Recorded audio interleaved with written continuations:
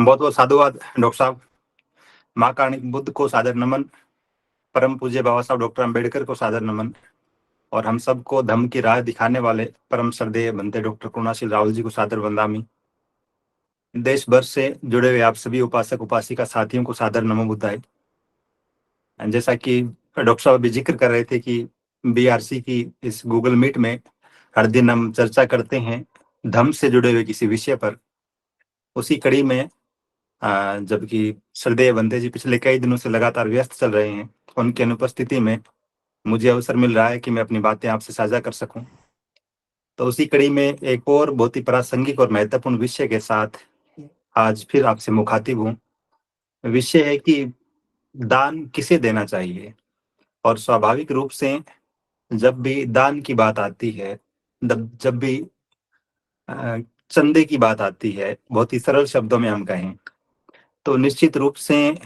बहुत से साथी जो है ये उम्मीद करने लगते हैं कि ट्रांसपेरेंसी होगी कि नहीं होगी, पारदर्शिता होगी कि नहीं, हम जो धन दे रहे हैं उसका सदुपयोग होगा कि नहीं। और जितना महत्वपूर्ण दान है उतना ही विवादास्पद भी है ये विषय। तो ऐसे में स्वाभाविक रूप से हम सभी के मन में सवाल उठता है, प्रश्न उठता है कि आखिर हम किस व्यक्ति को दान दें। एक बहुत ही परंपरागत सा उत्तर तो ये है, जैसा डॉक्टर साहब अभी जिक्र कर रहे थे, कि किसी सुपात्र व्यक्ति को ही दान दिया जाना चाहिए। लेकिन सुपात्र होने की परिभाषा क्या है, किस व्यक्ति को हम सुपात्र मान सकते हैं, किसको नहीं, इन्हीं सारी चीजों पर हम डिस्कस करेंगे। और मैं अपनी बात यहाँ से शुरू करूं। पहला सवाल कि दान होता क्या है। और इस बात को हम यूं समझ सकते हैं कि दूसरों के कल्याण की भावना से, दूसरों के हित की भावना से हम अपनी किसी वस्तु जब दूसरों को देते हैं, भेंट करते हैं, तो सही मायने में ये दान है। दूसरा कि इस दान की जरूरत क्यों पड़ती है। अगर कोई व्यक्ति दान न करे या फिर हम में से कोई भी किसी वस्तु का दान न करे तो क्या काम नहीं चल सकता बिना दान के। और बाकी व्यवस्थाओं का हम जिक्र न भी करें तब भी हमारी बहुजन व्यवस्था, बहुजन समाज का इतिहास, बहुजन आइडियोलॉजी ये बताती है हमें कि जब जब हमारे समाज के महापुरुषों ने समाज को लीड करने का काम किया, समाज को दिशा देने का काम किया, तब तब ऐसे बहुत ही सुयोग्य और दूरदर्शी लोग सामने आए जिन्होंने अपना सकारात्मक सहयोग देकर उस व्यवस्था को स्थापित करने में महत्वपूर्ण योगदान दिया। और यदि वो तमाम दानशीलता वाले व्यक्तित्व हमारे बहुजन महापुरुषों के साथ खड़े न हुए होते तो हो सकता है कि उन्हें और ज्यादा संघर्ष करना पड़ता, या फिर जिस व्यवस्था को स्थापित करने के लिए वो संघर्ष कर रहे थे वो संघर्ष और लंबा खींच जाता। यदि हम महाकारुणिक बुद्ध के जमाने से ही बात करें तो बाबा साहब डॉक्टर अम्बेडकर ने बुद्ध और उनका धम्म में दान का महत्व समझने की बात हम कर रहे हैं। तो बाबा साहब डॉक्टर अम्बेडकर बुद्ध और उनका धम्म ग्रंथ में उसके छठे खंड में पहले हिस्से में जहां बाबा साहब बात करते हैं महाकारुणिक बुद्ध और उनके समकालीन लोगों की, तो उस छठे खंड के पहले ही भाग में बाबा साहब उन लोगों का जिक्र करते हैं जो महाकारुणिक बुद्ध को बहुत ही महत्वपूर्ण तरीके से दान कर रहे थे, दानशील और बहुत ही प्रेरणादायक व्यक्तित्व थे। और बाबा साहब ने उस छठे खंड के पहले अध्याय का जो टाइटल दिया है उसका लिखा है, नाम दिया है कि बुद्ध के संरक्षक, उनके गार्जियन। तो आप अंदाजा लगा सकते हैं कि जो लोग दान देकर किसी व्यवस्था को स्थापित करने में योगदान दे रहे थे, बाबा साहब डॉक्टर अम्बेडकर उन लोगों को उस व्यवस्था के अभिभावक की तरह मानते हैं। जैसे कोई अभिभावक अपने बच्चों को पालने पोसने का काम करता है, वो उनकी फीस भरता है, उनको जेब खर्च देता है, उनकी तमाम तरह की व्यवस्थाओं की पूर्ति में सहायक बनता है, सहयोगी बनता है। ठीक उसी तरह से बाबा साहब डॉक्टर अम्बेडकर का भी ऐसा मानना था कि जो लोग अपनी व्यवस्था को स्थापित करने में सहयोग करते हैं, दान देते हैं, वे लोग भी निश्चित रूप से उस व्यवस्था के अभिभावक हैं, उसके संरक्षक हैं और बहुत ही दूरदर्शी व्यक्तित्व है। तो ऐसे 4-5 लोगों का जिक्र बाबा साहब ने किया इस ग्रंथ में। बिंबिसार का जिक्र आता है, अनाथ पिंड का जिक्र आता है, विशाखा की बात आती है, जीवक की बात आती है, आम्रपाली की बात आती है। इन 5 लोगों का जिक्र किया है जो महाकारुणिक बुद्ध के समय में उनकी व्यवस्था को स्थापित करने में बहुत ही दानशीलता के साथ और बहुत ही समर्पण के साथ साथ में खड़े हुए थे। तो एक ऐसा ही हम जब ज्योतिबा फुले की बात करते हैं तब भी हम देखते हैं कि जब उन्हें घर से बाहर निकाल दिया जाता है, तो उसके बाद जो लोग उनके साथ आके खड़े होते हैं, जो लोग स्कूल खोलने में सहयोग कर रहे होते हैं, अगर उन लोगों ने किसी भी रूप में, चाहे भवन का दान किया हो, चाहे धन से सहयोग किया हो, वो लोग यदि साथ न खड़े होते, तब भी ज्योतिबा का संघर्ष निश्चित रूप से बहुत लंबा खींच जाता। और हम बाबा साहब डॉक्टर अम्बेडकर को भी देखें,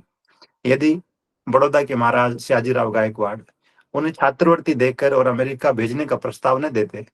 तब भी आप बहुत ही कल्पना कर सकते हैं कि बाबा साहब डॉक्टर अम्बेडकर का जीवन कोलंबिया जाए बिना, लंदन स्कूल ऑफ इकोनॉमिक्स जाए बिना, अगर भारत में रहकर अध्ययन करना पड़ता उन्हें, तब उनके जीवन की दशा क्या होती, हमारे समाज की दिशा क्या होती, हमारे समाज की वर्तमान दिशा क्या होती। तो निश्चित रूप से हम इस बात से तो इनकार नहीं कर सकते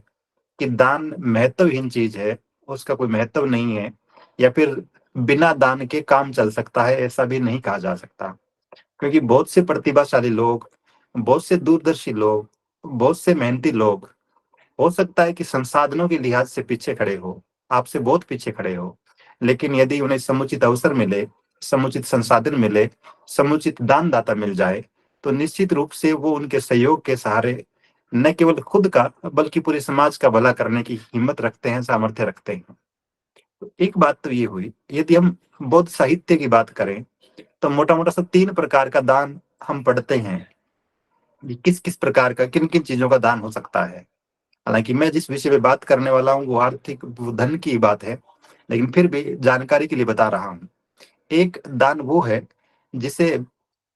आबिश दान कहा गया है, और जिसका मतलब ये कि किसी वस्तु, कोई वस्तु भेंट करना। आप किसी को रोटी भेंट कर रहे हैं, किसी को कपड़ा भेंट कर रहे हैं, किसी को धन भी भेंट कर रहे हैं, ये तमाम चीजें आबिश दान का हिस्सा है। एक दूसरा दान बौद्ध साहित्य में जिसका जिक्र आता है, उसे हम अभ्य दान कहते हैं, और इसका मतलब है किसी का जीवन बचाने के लिए किसी चीज का दान करना। आप रक्त दान कर रहे हैं, आप अपने शरीर के किसी अंग का दान कर रहे हैं, या फिर अपना खुद का जीवन दांव पे लगाकर किसी दूसरे का जीवन बचाने का काम कर रहे हैं। तो ये सारी की सारी चीजें इस कैटेगरी में आती है। और तीसरा दान, जिसे धम्मपद में सबसे बड़ा दान कहा गया है, वो धम्म का दान है। उससे बढ़कर कोई दान नहीं है। तो आप बच्चों को पढ़ाने का काम करते हैं, आप मोटिवेशनल स्पीच देते हैं, आप लोगों का मार्गदर्शन करते हैं किसी विषय पर, ये तमाम तरह के दान, या फिर भिक्षु बनकर महाकारुणिक बुद्ध की देशनाओं का, उनकी शिक्षाओं का प्रचार करते हैं, इन तमाम चीजों को हम धम्म दान की श्रेणी में रखते हैं। तो ये 3 मोटी मोटी सी चीजें हैं। अब महत्वपूर्ण सवाल जिस पे हमें बात करनी है, और जो सर्वाधिक विवादास्पद भी है, और जिसके बारे में सर्वाधिक जिज्ञासा भी होती है, वो है कि जब धन के दान की बात आती है, तो हम किस व्यक्ति को दान करें और क्यों दान करें। क्योंकि एक खराब चीज जो हुई वो तो ये कि आप देखते हैं हर गली में, हर गांव में, हर शहर में, या तो लाउड स्पीकरों पर, या फिर सुबह सुबह अलग अलग व्यवस्थाओं के लोग जो घूमते हैं, वो अपने धार्मिक कार्यक्रमों में एक दोहे का बड़ा जिक्र करते हैं। और दोहा भी एक बहुजन महापुरुष कबीर का लिखा हुआ है, संत लोक संत का लिखा हुआ है, और आप सबने सुना है, दान दे अदन ना घटे के दास कबीर। और इस दोहे का उपयोग करके, इस दोहे को लोगों को सुना सुना कर, जो कबीर आजीवन मूर्ति पूजा के कर्म कांडों के खिलाफ खड़े रहे, उनके खिलाफ बात करते रहे, उन्हीं कबीर की बात का उपयोग करके और लोग अपने धार्मिक स्थल निर्माण करने के लिए आपसे सहयोग मांगने लगते हैं। उन्हीं कबीर की बात का प्रयोग करके आपको कर्म कांडों में धकेलने लगते हैं। उन्हीं कबीर के दोहे का उपयोग करके, प्रयोग करके, और ये लोग एक विपरीत व्यवस्था का निर्माण करने के लिए आपसे सहयोग मांगने के लिए चले आते हैं। और हम उनकी बातें सुनकर इतने द्रवित होते हैं, इतने भावुक हो जाते हैं, और फिर हम बड़ी बड़ी घोषणाएं करने लगते हैं कि मैं गौशाला बनाने के लिए 5 बीघा जमीन दान कर रहा हूँ, मैं इस मंदिर के लिए जमीन दान कर रहा हूँ, मैं इस व्यवस्था के निर्माण के लिए ये काम कर रहा हूँ, इस आयोजन में मेरा ये सहयोग रहेगा, टेंट मेरी तरफ से रहेगा, कि लंगर की व्यवस्था मेरी तरफ से रहेगी। तो एक तरह से आपके एक क्रांतिकारी महापुरुष द्वारा, लोक संत द्वारा कही गई बात को अपने हित में प्रयोग करने वाले लोग, उनका षड्यंत्र देखिए, उनकी चालाकी देखिए। तब दूसरा सवाल खड़ा होता है कि अगर उनको दान नहीं दे तो किसे दान दे। क्योंकि हम एक बाढ़ सी देख रहे हैं देश में, बाबा साहब डॉक्टर अंबेडकर के नाम पर बनने वाले संगठनों की, महाकारुणिक बुद्ध के नाम पर बनने वाले संगठनों की, और तमाम तरह के लोग, हर एक संगठन इस बात का दावा करता है कि हम सर्वाधिक बेहतरीन ढंग से बाबा साहब डॉक्टर अंबेडकर के उद्देश्यों पर काम कर रहे हैं। हम सर्वाधिक बेहतरीन ढंग से महाकारुणिक बुद्ध की शिक्षाओं के प्रचार प्रसार के लिए काम कर रहे हैं। ऐसे में एक सामान्य व्यक्ति के मन में स्वाभाविक रूप से संशय उत्पन्न होता है कि मैं किस मंच के साथ, किस संगठन के साथ, किस व्यक्ति के साथ खड़ा हूं, और सच में मैं जिस धन का दान करूंगा, क्या सच में उसका सदुपयोग हो सकेगा? जिस उद्देश्य के लिए मैं दान कर रहा हूं, क्या वह उद्देश्य पूरा हो सकेगा? तो फिर आदमी सोचने लगता है कि आखिर क्या मापदंड हो सकते हैं, कौन से मापदंड हो सकते हैं जिनके सहारे हम ये तय करें कि किसे दान दें और किसे दान न दें। और मैं अपनी कोई बात ऐड नहीं कर रहा हूँ, धम्मपद में ही जैसा हम कई बार जिक्र करते हैं कि धम्मपद में कुल 26 भाग है, 26 वर्ग है, और उसमें एक जो हिस्सा है, उसका एक सेक्शन है, उसका नाम है तणहा वग्गो, हिंदी में कहें तो तृष्णा वर्ग।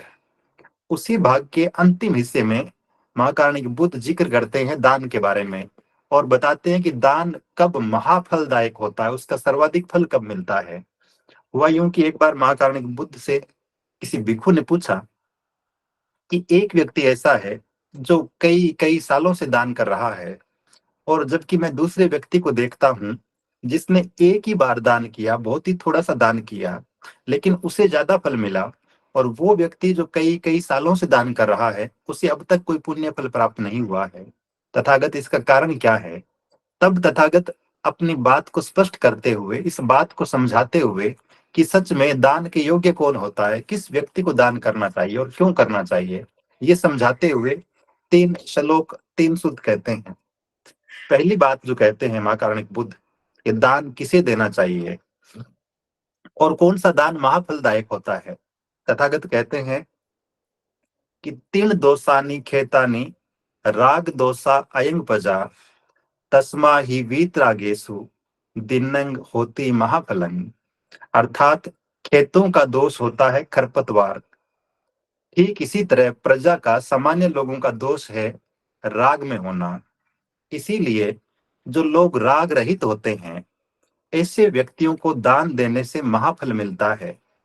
अब एक सामान्य सा सूत्र तथागत बताते हैं कि जिन व्यक्तियों के मन में राग नहीं होता, जो वीतरागी होते हैं, राग से परे होते हैं, अगर आप उन लोगों को दान करते हैं, ऐसे संगठनों को, ऐसे उद्देश्यों के लिए काम करने वाले लोगों को दान करते हैं, तब निश्चित रूप से आप द्वारा दिए गए दान का समुचित उपयोग होता है और वो फलदायक होता है। आप जिस उद्देश्य से, जिस परिणाम की आशा में दान कर रहे हैं, निश्चित रूप से वह घटित होता है। तब कौन से व्यक्ति राग से दूर होते हैं, या फिर राग का मतलब क्या है? बहुत ही सरल सी शब्दों में कहें हम तो, बहुत ही स्वार्थ से भरा हुआ जो प्रेम होता है, उसको हम राग कहते हैं। आप यूं मानिए कि किसी व्यक्ति का मोह है, राग है अपने ही प्रति, जो सोचता है कि मैं जब बूढ़ा हो जाऊंगा, या फिर आने वाले भविष्य में जब कभी मुझे संकट का सामना करना पड़ेगा, तो मैं इतना धन संचित कर लूं कि मुझे किसी से उधार न मांगना पड़े। एक व्यक्ति है जो ऐसा सोचता है कि मैं धन का संचय कर लूं, लोगों से दान लेकर इतनी संपत्ति चल या चल किसी भी रूप में इकट्ठी कर लूं, एकत्रित कर लूं कि मेरी आने वाली पीढ़ियों को, मेरी संतान को, मेरी जीवन संगिनी को किसी प्रकार की पीड़ा का सामना न करना पड़े। तो इस तरह से अपनों के प्रति, अपने प्रति या फिर अपनों के प्रति जो व्यक्ति प्रेम में फंसा हुआ है, ऐसे स्वार्थ से प्रेरित होकर दान मांग रहा है, वो चाहे कोई व्यक्ति विशेष हो, कोई संगठन हो, वो धार्मिक संगठन हो कि सामाजिक संगठन हो, किसी भी रूप में हो, तो निश्चित रूप से ऐसे व्यक्तियों को दान देना, निश्चित रूप से आप जैसा चाह रहे हैं, जिस उद्देश्य से आप दे रहे हैं, और आप जो उम्मीद कर रहे हैं कि इस दान के परिणाम स्वरूप ऐसा घटित हो जाएगा, वैसा बिल्कुल नहीं होना है।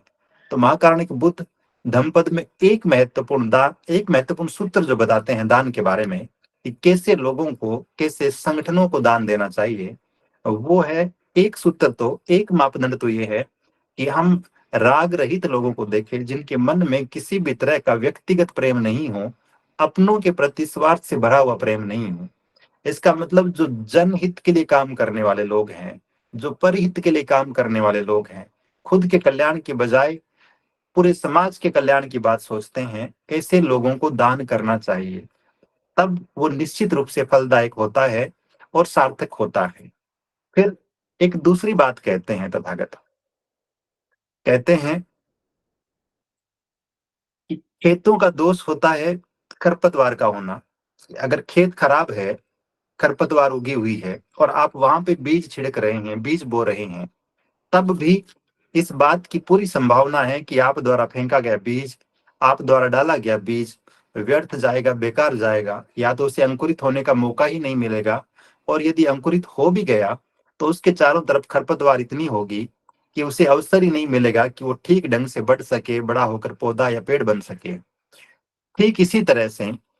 तथागत कहते हैं कि जो प्रजा होती है, सामान्य लोग होती है, उनका एक दोष होता है कि वो द्वेष में रहते हैं। तो अगर आप द्वेष रहित लोगों को दान देते हैं, तब महाफल मिलता है, सुफल मिलता है, अच्छा फल मिलता है। अब द्वेष का मतलब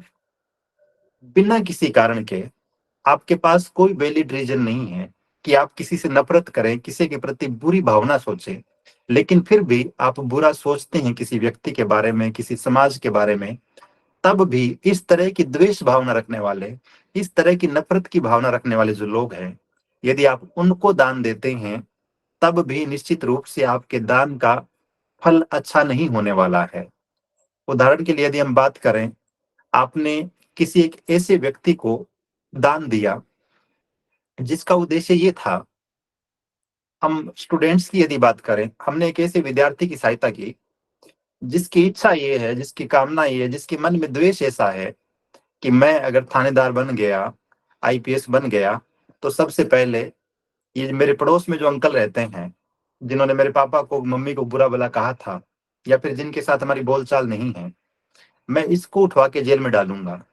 तो इस तरह की भावना रखने वाले लोगों को यदि हम सहयोग भी कर रहे हैं, जो जन कल्याण के लिए काम नहीं करेंगे बल्कि अपने ही स्वार्थों की पूर्ति के लिए काम करेंगे,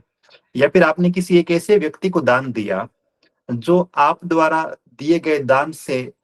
किसी ऐसी वस्तु को, ऐसी चीज को खरीदता है, हमने किसी भिखारी को पैसे दिए और वो बंदूक खरीद के ले आए और 4 लोगों की हत्याएं कर दे, तब भी निश्चित रूप से आप द्वारा दिया गया दान ठीक दिशा में नहीं था। तो जो लोग द्वेष के वशीभूत होकर काम करते हैं, जिन लोगों के मन में ईर्ष्या की भावना कूट कूट कर भरी रहती है, और यदि हम इसे सामाजिक और धार्मिक संदर्भ में समझना चाहें, तो एक ऐसा संगठन जो इस प्रतिस्पर्धा की वजह से खड़ा हुआ हो कि उनके संगठन से हमें कुछ अलग काम करना है, उनका संगठन ऐसा है तो हमारा संगठन ऐसा है, और ये प्रतिस्पर्धा की भावना, ये परस्पर ईर्ष्या की भावना और द्वेष की भावना जो सिर्फ इस वजह से लोगों को इकट्ठा कर रही है कि हम उनसे अलग हैं, हम उनसे श्रेष्ठ हैं, हम उनसे कुछ अलग करके दिखाते हैं, और अलग भी किस रूप में, क्योंकि हम उनके सामने अपने सामर्थ्य को सिद्ध करना चाहते हैं, ये प्रदर्शित करना चाहते हैं कि हमारा कोई मुकाबला नहीं है। तो ऐसे लोग जो द्वेष के वशीभूत होकर काम कर रहे हैं, चाहे वो संगठन के विस्तार की बात कर रहे हो, चाहे वो धर्म के प्रचार की बात कर रहे हो, अगर किसी व्यक्ति के मन में, किसी संगठन के सदस्यों में द्वेष की भावना रहती है, तो महाकारुणिक बुद्ध कहते हैं कि ऐसा दान जो द्वेष रहित होगा, निश्चित रूप से वो तो महाफलदायक होगा, लेकिन जो लोग द्वेष रखने वाले हैं, उन लोगों को दिया गया दान किसी भी रूप में बेहतर सिद्ध होने वाला नहीं है। ये दूसरा मापदंड बताते हैं महाकारुणिक बुद्ध कि दान किन्हें दिया जाए। पहला मापदंड ये कि जिन लोगों के मन में कोई राग नहीं हो, उन लोगों को दान दिया जाना चाहिए। दूसरा मापदंड ये कि जिन लोगों के मन में किसी प्रकार का द्वेष नहीं हो, उन लोगों को दान दिया देना जाना चाहिए। तीसरा मापदंड बताते हैं महाकारुणिक बुद्ध, उसी सूत्र का विस्तार करते हुए कहते हैं कि जैसे खेतों का दोष होता है कि उनमें खरपतवार होती है, ठीक इसी तरह से प्रजा का ये दोष होता है, सामान्य लोगों का ये दोष होता है कि उनके मन में मोह होता है। इसलिए ऐसे लोगों को दान देना चाहिए जो मोह से रहित होते हैं, मोह से दूर होते हैं। मोह का मतलब ये कि आदमी किसी भ्रम में पड़ा रहे, इस भ्रम में, और वो भ्रम भी कैसा, पागलपन की हद तक। जैसे हम कहें कि किशोर उम्र में किसी लड़के या लड़की के मन में आकर्षण पैदा हो जाए किसी अभिनेता या अभिनेत्री के प्रति, किसी खिलाड़ी के प्रति या किसी अन्य सेलिब्रिटी के प्रति, तो इसको हम कहते हैं कि उसने अपने मन में मोह पाल लिया है।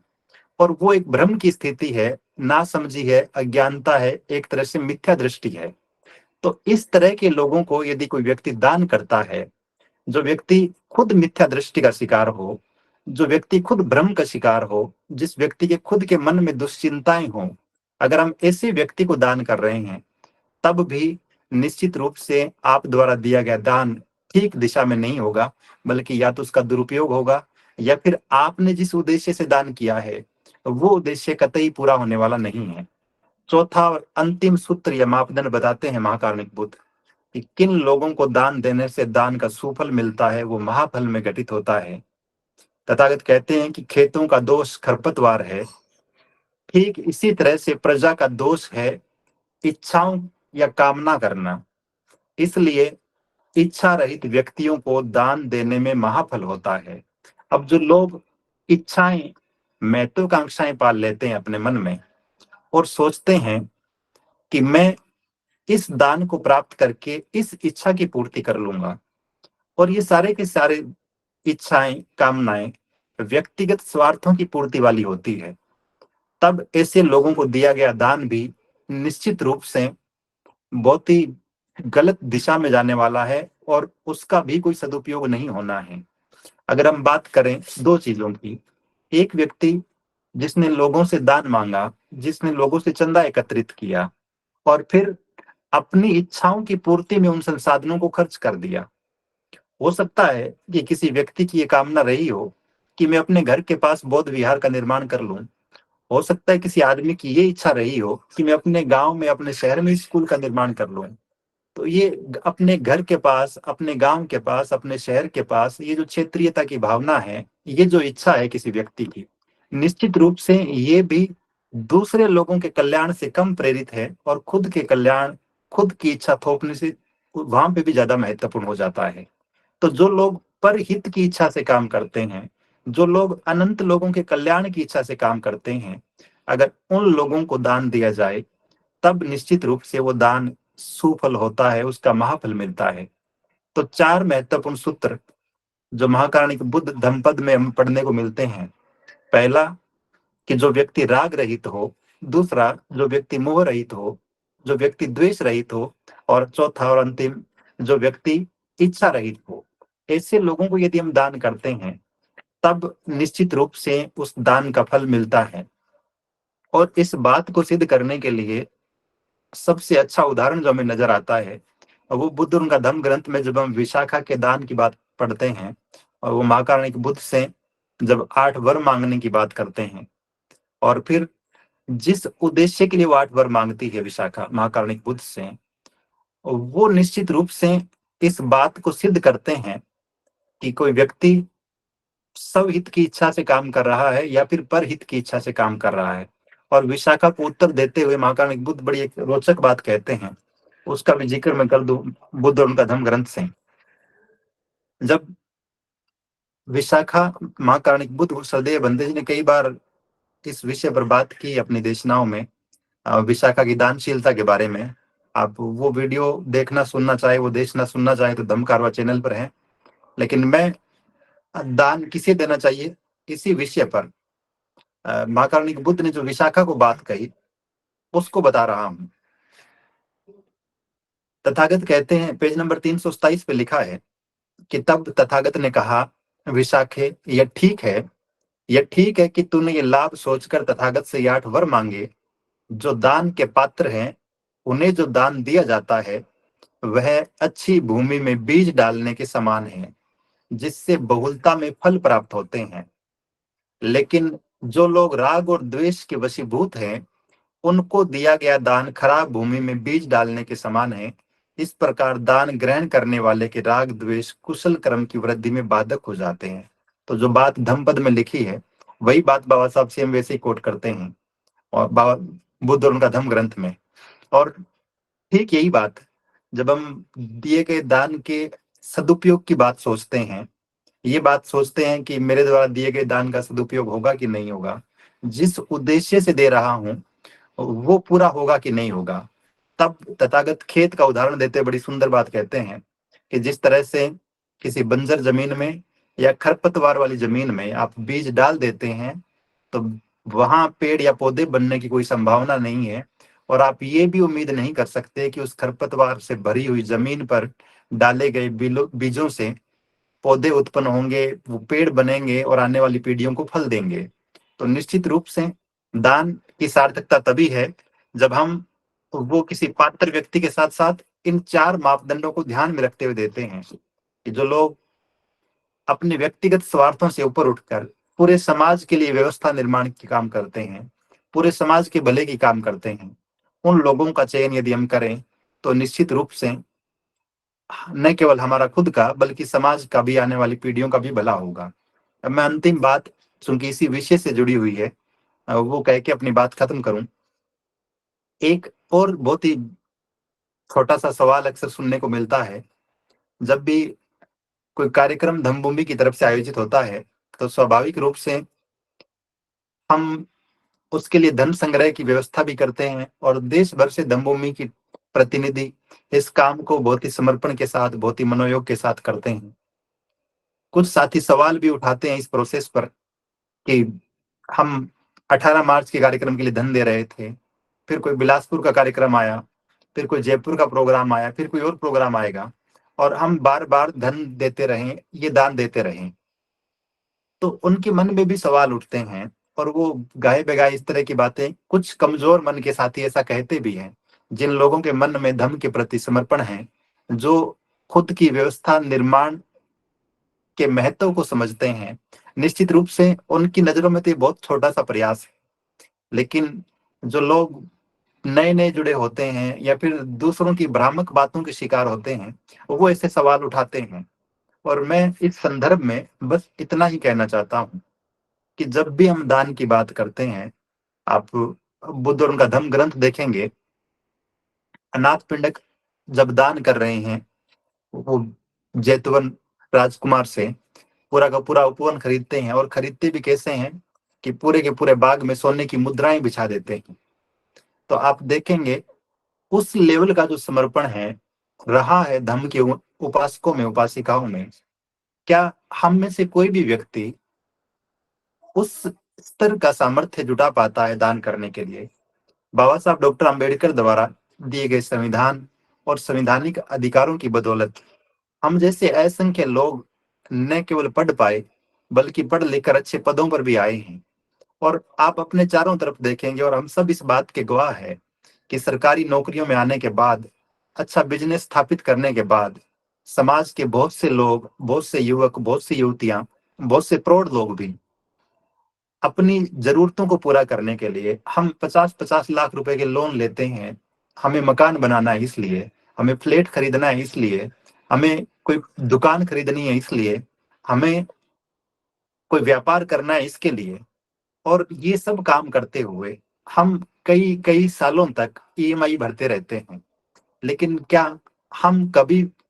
ये सोचने की हिम्मत भी कर पाते हैं कि मैं लोन लेता हूं, इस लोन की राशि से जमीन खरीदूंगा, एक बौद्ध विहार बनाऊंगा और वो धम्म प्रचारकों को दान करूंगा? या फिर मैं लोन उठाता हूं और फिर मैं इस लोन की राशि से समाज के हित के लिए किसी स्कूल का, हॉस्टल का निर्माण करूंगा? अगर हम ऐसा नहीं सोच पा रहे हैं तो फिर क्या ये बात ठीक है कि हम महीने में, साल में 2-3 बार, वो भी 1,000, 2,000, 5,000 रुपए का सहयोग देकर, दान देकर, और पूरे समाज के सामने ये ढिंढोरा पीटने लगे कि हम तो फला जगह दान दे चुके हैं, हम फला जगह दान दे रहे हैं, आपको कैसे दें, अब कैसे दें, बार बार कैसे दें? तो ये जो सवाल है, और अगर हम बहुत ईमानदार होकर सोचे, मेरे एक मित्र शिव बोधी अक्सर कहा करते हैं कि जो लोग समाज के लिए काम करने वाले लोगों पर सवाल उठाते हैं कि आप ईमानदार है कि नहीं है, सबसे पहले तो उन्हें ये सवाल खुद से पूछना चाहिए कि बाबा साहब डॉक्टर अंबेडकर जब ये कहते हैं कि हमें अपनी आमदनी का 5% हिस्सा समाज के लिए, धर्म के लिए खर्च करना चाहिए, दान देना चाहिए, तो क्या नौकरी में आने के दिन से, उस पहले महीने से जब से हमारे खाते में सरकार की तरफ से वेतन का भुगतान शुरू हुआ, उस महीने से लेकर आज तक किसी को नौकरी करते हुए 10 साल हो गए होंगे, किसी को नौकरी करते हुए 20 साल हो गए होंगे, किसी को नौकरी करते हुए 60 साल पूरे होकर वो सेवानिवृत्त भी हो गया होगा। तो क्या ये तमाम लोग इस बात का हिसाब करते हैं कि हम बाबा साहब डॉक्टर के प्रति ईमानदार होकर 5% अपनी आमदनी का जॉइनिंग से लेकर रिटायरमेंट तक पूरा का पूरा हर महीने 5% समाज को या धर्म को दान करते हैं। और अगर वो खुद बेईमानी कर रहे हैं, बाबा साहब डॉक्टर अंबेडकर के उस मापदंड का अनुसरण नहीं कर रहे हैं, उसके अनुसार समाज या धर्म के लिए दान नहीं कर रहे हैं, तो क्या उन्हें ये नैतिक अधिकार मिल जाता है कि वो धर्म के लिए काम करने वाले लोगों पर अंगुलियां उठाए, उनको मिलने वाले दान पर अंगुलियां उठाए? एक और बड़ी पीड़ा की बात ये भी रहती है, बहुत बार मैं सुनता हूँ कि हम आगरा में होने वाले प्रोग्राम के लिए गंगानगर, हनुमानगढ़, पंजाब वाले पैसे क्यों दे, आगरा के लोग क्यों नहीं दे सकते? या फिर जयपुर में प्रोग्राम हो रहा है, राजस्थान में प्रोग्राम हो रहा है, तो दूसरे राज्यों के लोग सहयोग क्यों ना करें, क्यों करें? ये सवाल भी, और ये सवाल भी कहीं ना कहीं उसी स्थानीयता का, उसी क्षेत्रवाद को इंगित करता है जो हमारे उस क्षेत्र विशेष से राग को दर्शाता है। तो इन तमाम बातों से ऊपर उठकर जब लक्ष्य बहुत बड़ा हो, तब छोटी छोटी बातों को नजरअंदाज करके आगे बढ़ना चाहिए। तो मैं आप सभी से बस यही निवेदन कर रहा हूं कि जो जो साथी समर्थ हैं, अच्छी नौकरी कर रहे हैं, जिनका अच्छा व्यवसाय है, वो निश्चित रूप से, अगर आप हमारे पूरे के पूरे भोजन स्ट्रीम को देखेंगे, वहां दान करने वाले लोगों को देखेंगे, हो सकता है कि हम ये कहते हैं कि हमारी इतनी सामर्थ्य नहीं है कि हम सोने की मोहरें बिछा दें, लेकिन तब भी ये बात भी कड़वी सच्चाई है कि हम अपनी सामर्थ्य से जितना खुद के लिए करते हैं, बल्कि अपनी सामर्थ्य से बढ़कर जितना खुद के लिए करते हैं, हम 15-15, 20-20 साल तक ईएमआई भरते रहेंगे अपने मकान की, 5 साल 10 साल तक कार की किस्तें भरते रहेंगे। अगर वो चीज जरूरी लगती है हमें, तो क्या खुद की व्यवस्था निर्माण के लिए ये छोटे छोटे प्रयास, जो हम 1,000 रुपए महीने के, 2,000, 5,000 रुपए महीने में 3 बार, साल में 3 बार, 5 बार कर देने से क्या सच में हमारे जीवन में कोई बहुत बड़ी आर्थिक विपत्ति आ जाती है, या फिर ये भी एक बहाना है उस सहयोग से, उस दानशीलता से बचने का? ये हम सबको सोचने की जरूरत है। तो मैं पुनः एक बार आप सभी का आभार व्यक्त करते हुए, श्रद्धेय भक्ति जी को सादर वंदनामि कहते हुए, अपने बात को इस उम्मीद के साथ खत्म कर रहा हूं कि दान देने में कोई बुराई नहीं है, निश्चित रूप से देना चाहिए, और जितनी सामर्थ्य है उतना देना ही चाहिए। और 4 मापदंड जो महाकारुणिक बुद्ध ने बताए, उनका ध्यान रखते हुए देना चाहिए। जो लोग बड़े उद्देश्य के लिए काम कर रहे हैं, हो सकता है किसी आदमी का उद्देश्य, अपने जीवन का उद्देश्य 4 लोगों को बोध बनाना हो, लेकिन धम्मभूमि का उद्देश्य निश्चित रूप से इस संख्या से बाहर निकलकर पूरे देश के बहुजन लोगों के लिए एक व्यवस्था का निर्माण करना है, और ये अनंत लोगों के जीवन से जुड़ी हुई है, वहां पे कोई काउंटिंग नहीं है। तो जो लोग इस बड़े उद्देश्य के लिए काम कर रहे हैं, निश्चित रूप से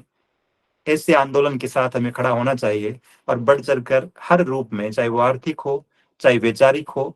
और चाहे समय देने की बात हो, हमें अपनी भागीदारी, अपनी सक्रिय सहभागिता सुनिश्चित करनी चाहिए। आप सभी को बहुत बहुत साधुवाद। नमो बुद्धाय।